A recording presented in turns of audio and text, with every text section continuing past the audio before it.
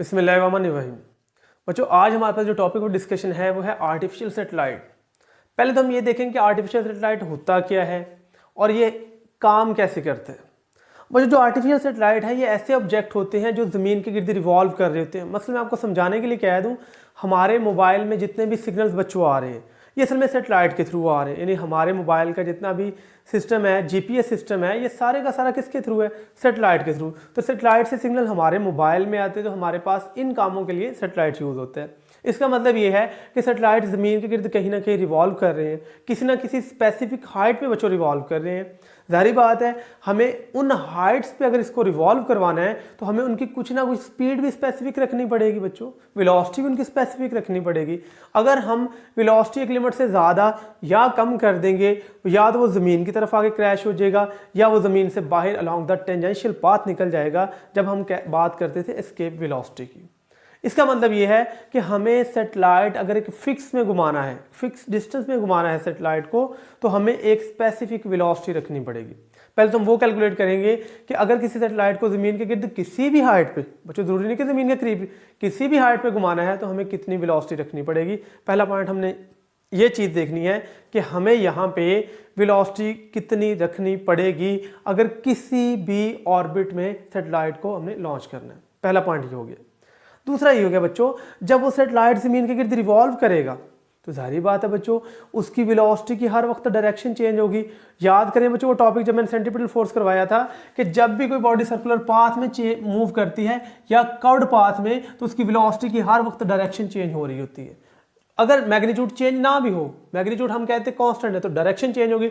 Direction में change की वजह से एक सेंट्रीपिटल एक्सेलरेशन पैदा होता है बच्चों हर वक्त। और एक तो हमने वो चीज़ कैलकुलेट करनी कि सेंट्रीपिटल एक्सेलरेशन किसी भी ऑर्बिट में कितना होगा।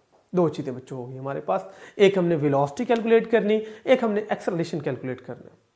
अब ये भी देखा जाएगा कि बच्चों देखें हमारे पास जब किसी ऑर्बिट में सेटेलाइट मूव करेगा, what ever height of the orbit, बच्चों उसका कोई ना कोई स्पेसिफिक टाइम पीरियड होगा। देखें मसलन आप कहते हैं ज़मीन के गिर्द आप जल्दी जल्दी चक्कर लगा, ये फ़र्ज़ करें ज़मीन है, इसके गिर्द आपने जल्दी जल्दी चक्कर लगा लिए।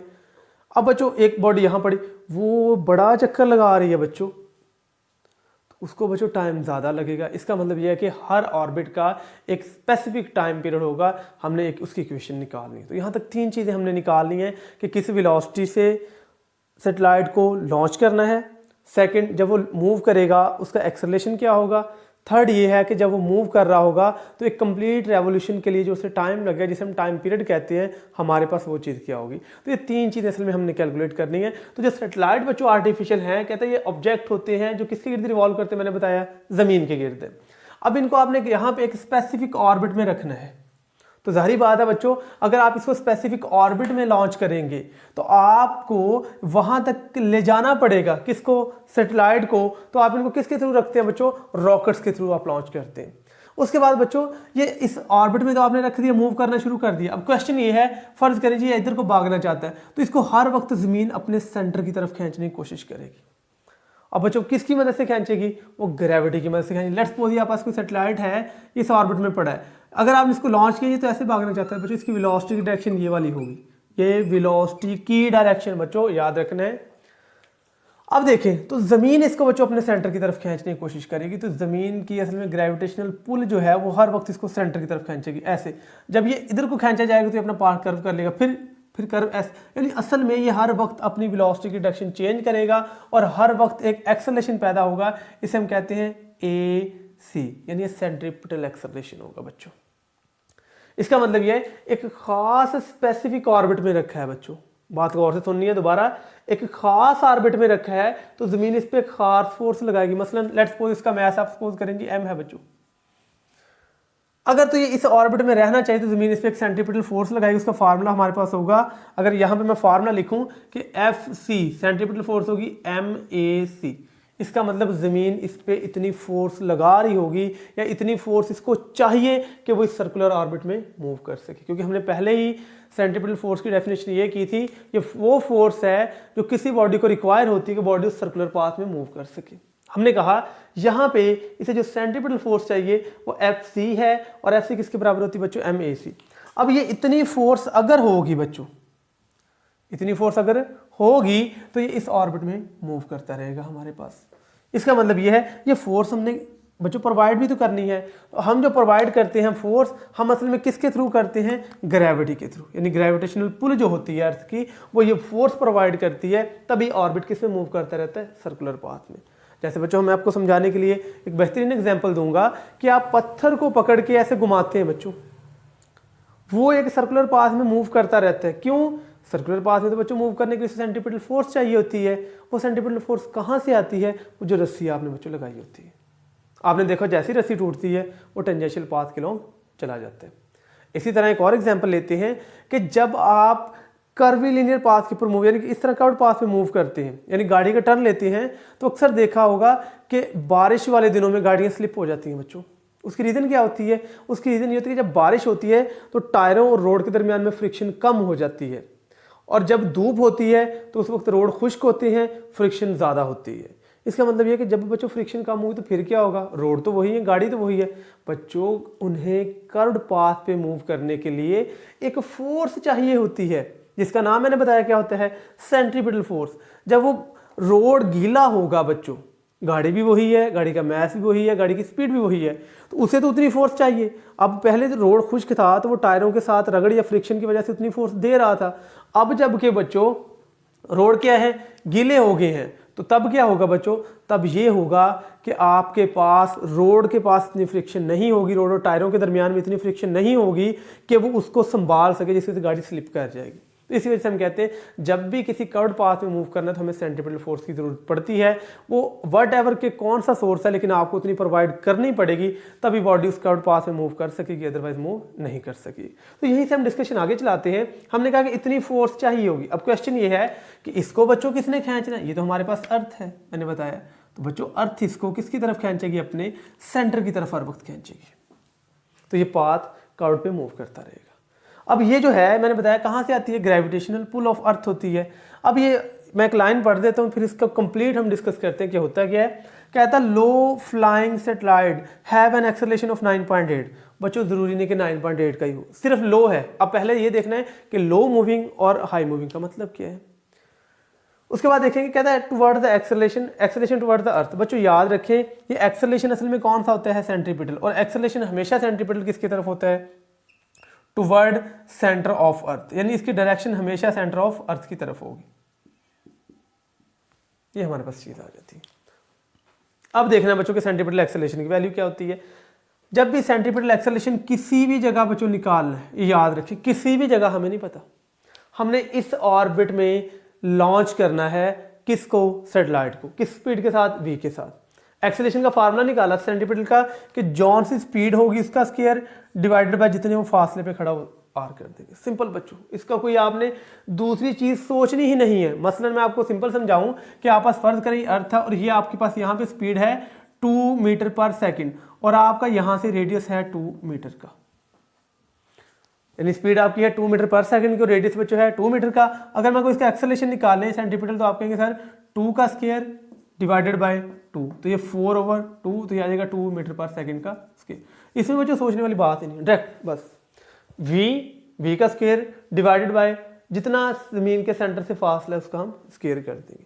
बच्चों हमें इस v की वैल्यू कैलकुलेट करनी है कि इस पॉइंट के ऊपर अगर हम ये चाहते हैं कि क्या करें, ये सर्कुलर पाथ के अंदर मूव करता रहे, तो हमें कितनी स्पीड के साथ यहाँ से या कितनी वेलोसिटी के साथ इसे मूव करवाना पड़ेगा बच्चों। अब देखते हैं बच्चों इससे आगे हमारे पास क्या होगा। ये जो r है बच्चों, ये बात गौर समझिए, जो r है ये जमीन के सेंटर से लेके यहाँ तक का फासला है, यानी जिस ऑर्बिट में हम मूव करवाएंगे। अब बच्चों देखें इधर बच्चों क्या हो रहा है, यहाँ पे जमीन खत्म हो गई है, अर्थ खत्म हो गई है बच्चों। इससे आगे तो अर्थ से अबव ये हाइट है कहाँ तक? ऑर्बिट तक।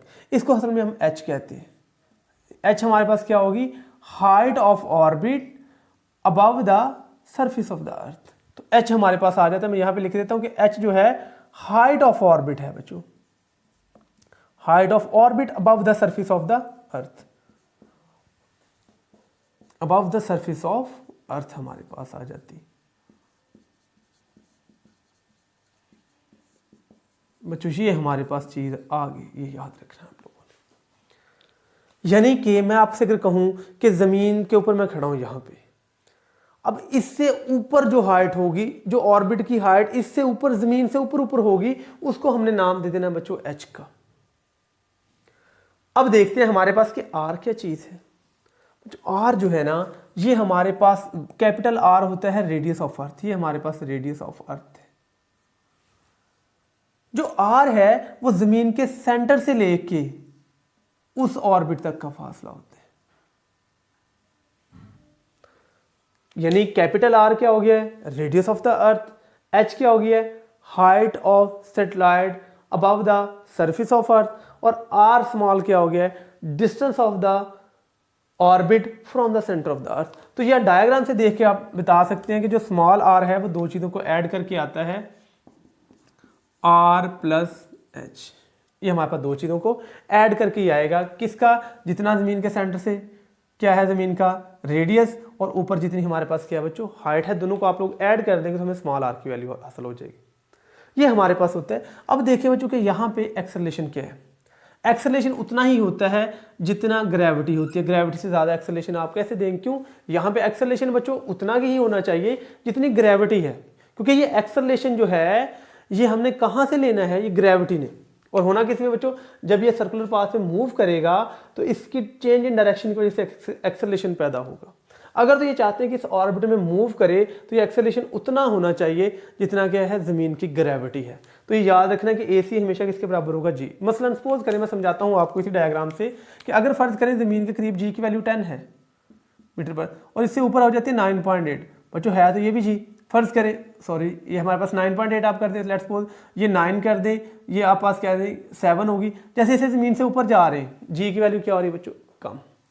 अब जितनी वो कम हो रही है, अब ज़रूरी नहीं कि इस ऑर्बिट में आप फिर उसी स्पीड से घुमाएंगे जितना इस तरह, नहीं बच्चों, इधर स्पीड आपको कुछ और रखनी पड़ेगी और इधर कुछ और रखनी पड़ेगी।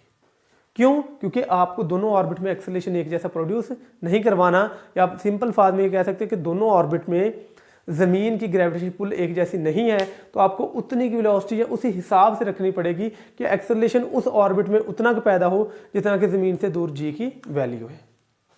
अब बच्चों हमने निकालनी है इस v की वैल्यू, तो ए सी किसके ऑर्बिट में उतना का एक्सेलरेशन पैदा करवाना है जितना कि जी की वैल्यू है। तो हम यहाँ पुट कर सकते हैं formula, a c is equal to हमारे पास आ जाएगा g we square over r, g is equal to we square over small r. ये हमारे पास चीज़ आ जाती है बच्चों। अब यहाँ पे हमें आर पता है कि स्मॉल आर किसके बराबर है, आर प्लस एच, तो कितना जी की वैल्यू होगी, V square over R capital plus H हमारे पास। ये हमारे पास चीज़ आ जाएगी कि हमारे पास g is equal to we square over are plus H.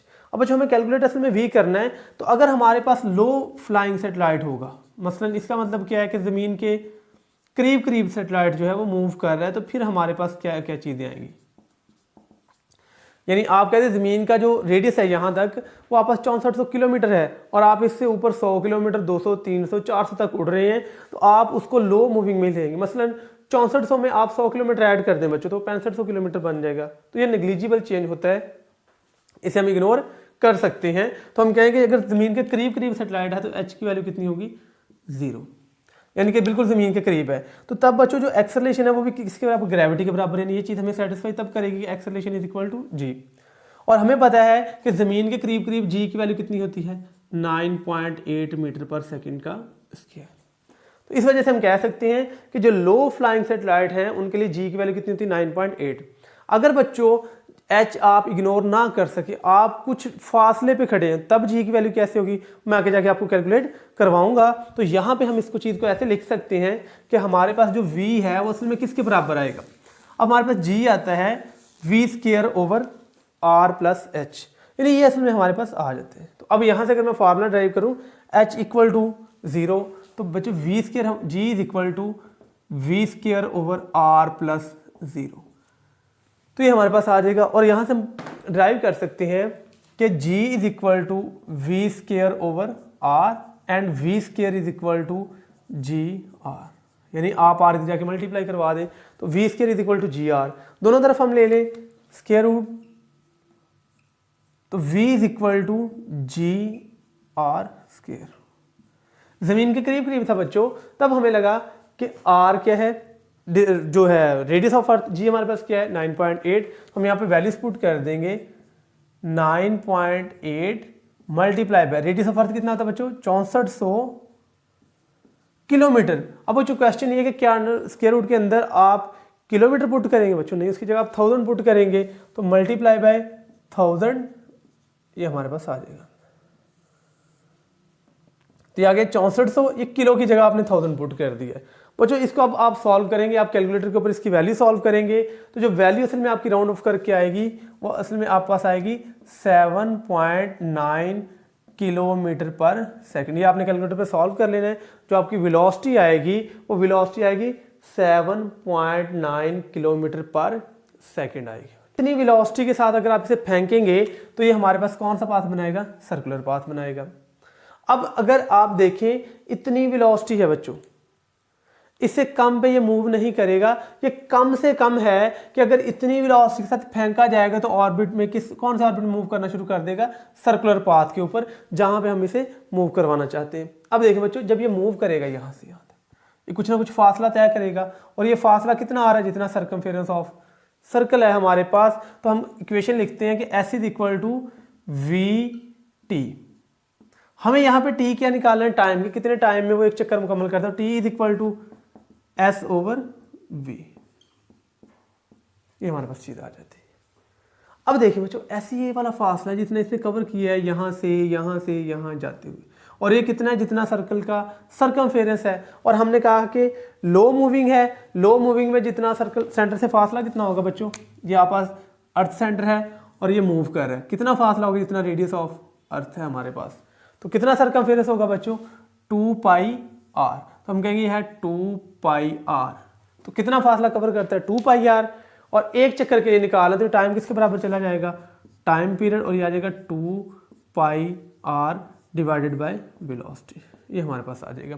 यहाँ पे हम वैल्यूज पुट कर देंगे, 2 multiply by 3.14 multiply by radius हमारे पास जाएगा 6400 किलोमीटर डिवाइडेड बाय आ जाएगी 7.9 किलोमीटर पर सेकेंड।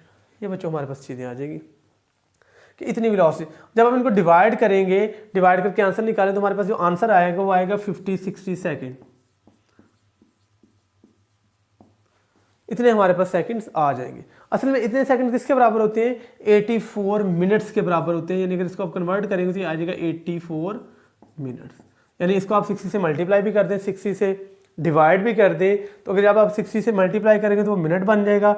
डिवीजन इससे करेंगे 60 से तो आंसर आ जाएगा 84 आपके पास। इसका मतलब ये है कि ये अपना एक चक्कर 84 मिनट में कंप्लीट करेगा। कौन सी चीज़, जब ये लो फ्लाइंग होगा बच्चों, हाई फ्लाइंग नहीं, लो फ्लाइंग।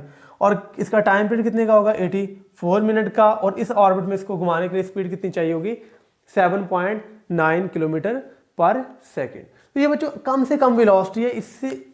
इस वेलोसिटी को आप कहते हैं क्रिटिकल वेलोसिटी। ये हमारे पास क्रिटिकल वेलोसिटी होती है। इसको क्या कह सकते हैं आप, the minimum velocity required to move a satellite on a circular path is called critical velocity. तो ये क्रिटिकल वेलोसिटी की डेफिनेशन थी कि वो कम से कम वेलोसिटी जो ऑब्जेक्ट को सर्कुलर पाथ पे मूव करने के लिए चाहिए होती है, हम कहते हैं क्रिटिकल वेलोसिटी आ जाती है बच्चों। अब क्वेश्चन ये है कि ये तो हमारे पास लो फ्लाइंग के लिए था, अब अगर हाई फ्लाइंग हो जाए तो क्या हो जाएगा बच्चों। आपकी एक बुक पे लाइन लिखी है कि जब हम जमीन से किसी अप्रोप्रिएट हाइट पे मूव करते हैं तो फिर हम हाइट को निगलेक्ट नहीं कर सकते। इसका मतलब बच्चों अगर हाइट को निगलेक्ट आप लोग नहीं कर सकते तो फिर हमारे पास क्या चीज़ें आएंगी, फिर इसका मतलब ये वाले फार्मूले नहीं लगेंगे बच्चों। फार्मूले यही लगेंगे, सिर्फ आप लोगों ने इसमें थोड़ी सी चेंजेस करनी है कि यहाँ पे H0 नहीं रखना, वो मैं आपको बताता हूँ। अब बच्चों ये देख लें कि ये हमारे पास वेलोसिटी है क्रिटिकल वेलोसिटी, यानी 7.9 किलोमीटर पर सेकंड। इतनी वेलोसिटी के साथ अगर ये मूव करेगा सर्कुलर पाथ बनाएगा, अगर ये नहीं मूव करेगा सर्कुलर पाथ नहीं बनाएगा। अब बच्चों अगर आप इसको किलोमीटर पर आवर में भी कन्वर्ट करना चाहें तो आप कर सकते हैं। इसका आपको कन्वर्ट करके आएगा 3600 से मल्टीप्लाई कर देना है और 3600 से डिवाइड कर देना है। आपका जो बच्चों आंसर आएगा वो आंसर आएगा 28440। अब ये आप यहाँ पे डायग्राम देखिए बच्चों, मैं आपको समझाता हूँ। अब बच्चों ये डायग्राम आप देख रहे हैं, इसमें 3 तरह के पाथ बन रहे हैं। पहला सर्कुलर बन रहा है, फिर एक आपके पास जो है वो एलिप्टिकल पाथ बन रहा है बच्चों। एक में वो एरो लगा के वो टेंजेंशियल के लॉन्ग जाने की कोशिश कर रहा है। ये है क्या चीज़ बच्चों, ये डायग्राम आपकी बुक के पेज के ऊपर बनी है, इसको मैं आपको समझाता हूँ। अब बच्चों याद रखें, अगर आप किसी भी ऑर्बिट में खड़े हुए हैं, अगर तो आपकी वेलोसिटी जो है, जो वेलोसिटी है वो ग्रेटर देन जिस ऑर्बिट में खड़े हैं, इसको असल में ऑर्बिटल वेलोसिटी भी कहते हैं, उससे ज़्यादा होगी। मसलन मैं समझाता हूँ, इस ऑर्बिट में आपको चाहिए 7.9 किलोमीटर पर सेकेंड और आपकी वेलोसिटी फर्ज करें जी इससे थोड़ी सी ज़्यादा हो गई है, यानी तो फिर क्या होगा, फिर बच्चों जो पाथ बनेगा वो एलिप्टिकल बनेगा। हमारे पास पाथ क्या बनेगा, एलिप्टिकल बनेगा। बच्चों ज़्यादा किससे होनी चाहिए, वी नॉट से, लेकिन बच्चों एक चीज़ याद रखनी चाहिए, ये वेलोसिटी लेस होनी चाहिए, किससे, एस्केप वेलोसिटी से। ये आपने पॉइंट याद रखना है। अगर आपकी वेलोसिटी ऑर्बिटल वेलोसिटी से ज़्यादा है लेकिन एस्केप से कम है तो पाथ कौन सा बनेगा, एलिप्टिकल। अगर आपकी वेलोसिटी जो है वो बराबर ऑर्बिटल के हो गई है तो आपका जो पाथ बनेगा वो सर्कुलर बनेगा, सर्कुलर पाथ। अब बच्चों अगर आपकी वेलोसिटी जो है वो इक्वल टू या ग्रेटर हो गई है किससे, एस्केप वेलोसिटी से, तो ये along the tangential path move कर जाएगी जी। तो ये तीन तरह के पाथ बनाएगी कि बिल्कुल सर्कल में, अगर फर्ज करें जौन सा भी बच्चों ऑर्बिट होगा उसी हिसाब से इसकी वेलोसिटी आ जाएगी और उस हिसाब से अगर वेलोसिटी आएगी तो उसी सर्कुलर पाथ में ये मूव करना स्टार्ट कर देगा। अगर उतनी वेलोसिटी, मतलब आप कहते हैं यहाँ पे घुमाने के लिए इसे फर्ज करें मैं कोई भी वैल्यू देता हूँ, लेट्स सपोज इसे आपको 7 चाहिए वैल्यू, पहले 7.9 अब 7 चाहिए, आपने कहा जी नहीं आपने 7.5 से फेंकना है, तो ये पूरा सर्कल नहीं बनाएगा, ये ऐसे करके थोड़ा सा ऐसे करके एलिप्टिकल पाथ बना देगा। सर्कुलर तभी बनेगा अगर उतनी ही वेलोसिटी के साथ से फेंकेंगे। अगर आप टेंजेंशियल वेलोसिटी से फेंक देते हैं तो बच्चों ये क्या कर जाएगा, ये इस ऑर्बिट से ही निकल जाएगा अलोंग द टेंजेंट। अभी बच्चों हमारे पास इससे आगे क्या है कि अगर फर्ज करें आप जमीन के करीब करीब नहीं है, जमीन से दूर हैं, तो तब क्या क्या चीजें हमारे पास अक्कर होंगी, तो उसको देखते हैं। तो किसी हाइट पे मूव कर रहा है, जैसे यहाँ पे है तो ये h हाइट पे मूव कर रहा है, तो बच्चों जब h हाइट पे मूव करेगा तो हम यहाँ पे असल में स्मॉल r को यूज करेंगे कि small r is equal to r plus H. यहाँ पे h हमारे पास 0 नहीं होगा। अब जो g है वो कहता है g varies inversely to the r। अब यहाँ पे आप यहाँ पे एक पेज देख रहे हैं, पहले वो आप देख लें, उसमें क्या कह रहा है कि जैसे जैसे आप हाइट h पे चले जाएंगे तब क्या होगा बच्चों, हाइट h को आप निगलेक्ट नहीं कर सकते, सिर्फ आप हाइट h को 0 तभी पुट कर सकते हैं अगर वहां पे क्या चीज़ होगी, ज़मीन के करीब करीब होगा। कहता अगर आप ज़मीन से काफ़ी दूर हैं तो तब g की वैल्यू कांस्टेंट नहीं रहती, ज़मीन के करीब करीब तो हमारे पास आ जाएगी 9.8 आ जाएगी। फिर वो कैसे वेरी करेगी, अगर आप कहते फर्ज करें जी आपने फासला डबल कर दिया है, फासला ट्रिपल कर दिया है, फिर कितनी कितनी हो जाएगी, तो फिर उसके लिए फार्मूला जो हमारे पास होता है g is equal to G capital m mass of earth divided by r का स्क्वायर। तो ये जो पैराग्राफ मैंने आपको भी दिखाया था इसमें जो यही बात कर रहा है कि g जो है ये inversely proportional to r square है बच्चों, तो g is equal to inversely proportional 1/r square आ जाएगा। तो ये हमारे पास चीज़ है कि g और r का इनवर्स रिलेशन होता है। अब बच्चों देखिए जैसे जैसे आपका रेडियस बढ़ता जाएगा आपका ज़मीन से फासला ज़्यादा हो रहा है, जितना आपका ज़मीन से फासला ज़्यादा होगा वहाँ पे g की वैल्यू क्या हो जाएगी बच्चों, कम हो जाएगी। ये हमारे पास चीज़। अब मैंने आपको बताया है कि जो v है v किसके बराबर होता है, g/r। अब बच्चों इसको यहाँ पे आके देखें, यहाँ पे असल में g is equal to G we square over r plus H. अगर इसको और स्टेप बैक जाए तो g is equal to we square over small r। तो हम यहाँ पे लिख सकते हैं कि v square is equal to ji R. तो यहाँ पे दोनों तरफ अगर आप स्क्वायर रूट ले लें तो जो g की वैल्यू है v is equal to ji r आ जाएगी। मुझे ये चीज़ होगी क्लियर। अब देखें यहाँ पे आप g की वैल्यू ये वाली पुट करें, g ये वाली जो है आप पास, तो v is equal to G M over R square dot R. तो हमारे पास आर आर से क्या हो जाएगा बच्चों, कैंसल, तो v is equal to G M over R. ये बच्चों चीज़ आ जाती है। देखें जितना आप ज़मीन से दूर होते जाएंगे कहता उतना ही एक्सेलरेशन भी कम होता जाएगा, उतनी ही आपको स्पीड भी कम रखनी पड़ेगी ताकि उसकी डायरेक्शन में चेंज थोड़ा थोड़ा आए। जितना उसकी डायरेक्शन में चेंज थोड़ा थोड़ा आएगा उतना एक्सेलरेशन कम पैदा होगा, जितना एक्सेलरेशन कम पैदा होगा उतना ही ज़मीन प्रोवाइड कर सकती है, तभी वही बॉडी जो है वो ज़मीन के गिर्द सर्कुलर पाथ में मूव करेगी। तो ये असल में फार्मूला ये ऐसे नहीं है। अगर आपको कभी पूछ भी लिया जाए कि अगर इससे देखें कि अगर आपका फर्ज करें रेडियस बढ़ेगा, आप कहेंगे सर आर बढ़ेगा तो इसके लिहाज से तो हमारे पास वी की वैल्यू बढ़नी चाहिए बच्चों, लेकिन बच्चों ऐसा नहीं होता। जब आर बढ़ेगा तो उसी वक्त जी भी कम हो जाएगा, तो जी कम होगा तो हमारे पास वी की वैल्यू इसमें कम होगी, कभी भी आर के बढ़ने से जी की वैल्यू नहीं बढ़ेगी। मसलन इसका मतलब क्या है, फर्ज करें एक आप पास रेडियस ये वाला है R1 सपोज करें, और एक रेडियस है R2 यहां पे है। अब वो कहता है कि दोनों में आपने कौन से पाथ में घुमाना है बॉडी को, सर्कुलर पाथ में घुमाना है, ऐसे करके यहां पे भी सर्कुलर पाथ में घूमे और यहां पे भी घूमे। अब यहां पे देखा जाए तो R1 छोटा है, R2 बड़ा है। अब बच्चों देखें, अगर रेडियस बड़ा होगा तो स्पीड कम रखनी पड़ेगी, रेडियस कम होगा स्पीड ज्यादा रखनी पड़ेगी, वेलोसिटी ज्यादा रखनी पड़ेगी। देखिए R1 छोटा है तो यहाँ पे स्पीड या वेलोसिटी ज्यादा रखनी पड़ेगी, R2 बड़ा है तो यहाँ पे वेलोसिटी क्या रखनी पड़ेगी, कम रखनी पड़ेगी। तो V और R का कौन सा रिलेशन होता है बच्चों, स्क्वायर रूट के साथ इनवर्स रिलेशन होता है। ये हमारे पास आ जाता है। तो ये उस जो पैराग्राफ था उसका असल में यही मतलब है। कहता है कि उसके बाद उसने लाइनें लिखी हैं 2-3, वो क्या लाइनें लिखी हैं, वो कहता है कि जैसे आप जमीन से दूर होते जाते हैं तो आर की वैल्यू क्या होती रहती है, ज्यादा, और वी क्या होता रहता है बच्चों, कम। अब जब वी कम होगा, अब बच्चों देखें यहाँ पे, अब वो यहाँ से भागते भागते ये भाग भाग भाग भाग, यहाँ से बच्चों भाग के फिर कहीं पे जाके ये देखिए बच्चों यहाँ आ रहा है। वो देखिए बच्चों कितना ज़्यादा फासला तय किया। देखें आप कहेंगे सर ये तो बहुत लंबा फासला तय किया है। बच्चों मज़े की बात चेक करें, एक तो उसका फासला बढ़ गया है, ऊपर से जुल्म क्या है कि वी भी कम है बच्चों। मतलब यानी मैं ये कहूँ, एक बच्चे को मैं ये इजाज़त दे दूँ कि भाई आप ये टेबल है, आप इसके करीब भाग लें और भाग भी स्पीड से ले, और दूसरे बच्चों को मैं कहूँ नहीं बच्चे आप जाएं उधर और लगाएं एक बड़ा चक्कर और लगाएं भी स्लो स्लो। तो बच्चों सिंपल सी बात है, वो चक्कर बढ़ गया उसका, और उसको मैंने कहा कि आपने आस्ता आस्ता भागना है, तो उसकी बच्चों आपके पास टाइम ज़्यादा लगेगा। इसी का मतलब ये है कि ये जो जितना सैटेलाइट ज़मीन से दूर होता जाएगा बच्चों, इसका मतलब उसका चक्कर भी बढ़ता जा रहा है, उसकी वेलोसिटी भी वहाँ पे हमें कम रखनी पड़ रही है, जिसकी वजह से वहाँ बच्चों क्या होगा कि वो बहुत टाइम लेगा। तो वहाँ पे उसने एक लाइन यूज़ की है कि it will take a longer time. क्यों लॉन्गर टाइम बच्चों लेगा, क्योंकि उसका आर भी बढ़ गया है, आर इंक्रीज होगा, वी डिक्रीज कर जाएगी बच्चों। जब वी डिक्रीज कर जाएगी तो टाइम पीरियड उसका क्या कर जाएगा, इंक्रीज कर जाएगा बच्चों। यानी अब वो बहुत देर के बाद आके अपनी दोबारा वाली पोजीशन पे आएगा।